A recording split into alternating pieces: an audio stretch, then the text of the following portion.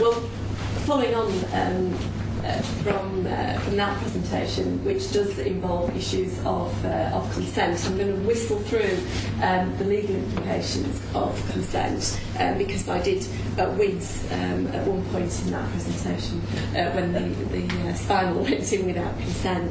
So the ethos is that an adult patient who suffers from no abnormality, that should really be of the mind, has an absolute right to choose whether to consent to medical treatment, to refuse it, or to choose one rather than another of the treatments that are being offered.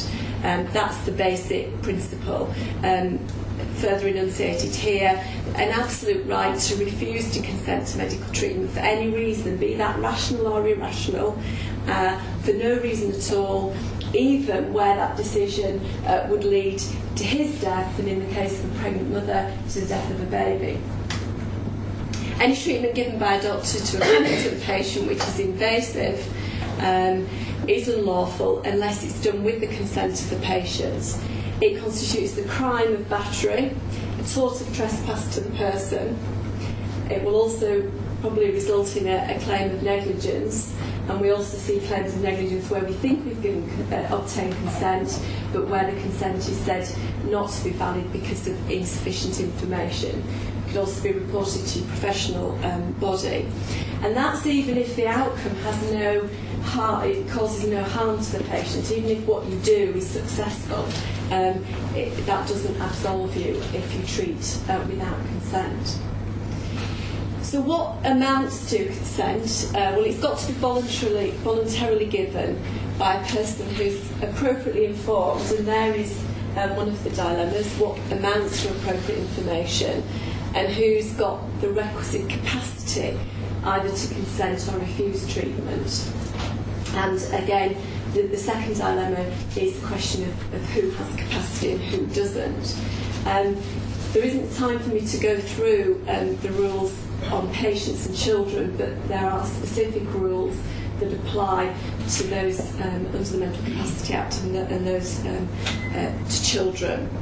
And often there is a vexed question of consent forms. I'll talk a little bit about recording your decision, but essentially consent forms, the significance is evidential, and simply waiving a signed consent form at the judge is not going to get you off the hook if you haven't provided any explanation. So what level of information do you need to provide, and what is the test? It was laid down in the case of Sidaway, which was a failure to mention a 1% risk of paraplegia, and there was two competing views in that case. The majority decision was that we're going to judge doctors by the Boland principle. So you're not negligent if you've acted in accordance with the reasonable body of medical opinion in terms of the provision of information to that patient. The competing and minority opinion was that we should apply a test of the prudent patient. So what would the prudent patient want to hear rather than what would the reasonable doctor think he should give? And that was rejected in that case. But a subsequent case of Pearson United Bristol held that there is a significant risk which would affect the judgment of a reasonable patient. Then in a normal course it's responsibility of the doctor to inform the patient of that significant risk. So creeping into that decision was the patient's perspective rather than the doctor's. And I would argue that there's very little distinction now between the two. I'll come on a little while to the guidance that's given by the GMC, and really it's any sort of inquiry that would be envisaged by a prudent patient. So only that kind of test that would satisfy Boland, so the two have kind of come together. But it involves very difficult concepts. What's the significant risk? In one of the leading cases, in more recent cases of Chester and Afshar, a small but well-established risk of a serious adverse outcome was considered to be significant. And what would affect the judgment of a reasonable patient? So they are quite difficult concepts to grapple with. So I went to some of the guidance, and I'm sure you're all familiar with consent, patients and doctors making decisions together, GNC guidance 2008. And I think the whole tenor is one of partnership. And I was at a lecture recently on shared decision making and decision aids that are being introduced. And the whole concept is that this should be a partnership. It's a joint decision where you and the patient agree with the patient's values and preferences, together with the pooling of your clinical knowledge, you come up with the best treatment course and decisions. It should be tailored to the patient, and there's no one single approach to discussions that would suit all patients. And in the example you just heard, not quite sure what would have suited that particular patient, but you have to take into account their foibles and their religious beliefs. All of these factors come together as part of the process.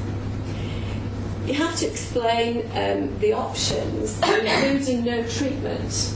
And you have to include the potential benefits of all the options, including no treatment, and the risks. And the risk includes the chances of success and also the chances of failure. Again, this is about managing patients' expectations we were talking about earlier. And the more serious the outcome, the smaller the risk. The less serious outcome, then obviously it depends on the frequency in which it occurs. And side effects is another factor that's listed in the guidance. Use clear, simple and consistent language. Consider if additional support might be needed. That might be an advocate, it might be an interpreter, it might be written or audio recording of your discussion. Allow enough time for the patient to consider what they've been told. And it's also important to review the decision. If, for example, consent was given and significant time has passed, or if there's been a material change in the condition, or if new information has become available. Consent really is at the time at which it's taken, but it can be a fluctuating matter. And record your discussions. My senior partner tells clinicians that their skills are for the patients and their records are for them. I'm not quite sure if I necessarily agree with that, but there is a measure of truth in it. And a proper clinical note of what was said by you and what was said by the patient who agreed to is worth an awful lot in court. And on the consent cases, what we often see is very little written about the risks. A lot written about the examination and history, and the pen seems to sort of run out when it gets to the risk part. And they're very difficult to defend, because what we're often faced with are, on consent cases, the patient, sometimes their partner, saying, nope, never mention that. If they'd mentioned that risk, certainly wouldn't have had this operation.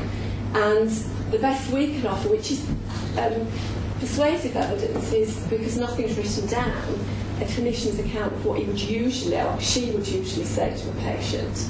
And the judge then is left to arbitrate between the two. And when it's very difficult, because the claimant stands up and says, well, I only ever had one of these consultations. It's clear as, I remember it to the day. And evidentially it's very, very, very hard. Very quickly, one of the leading cases recently is Chester and Afshar.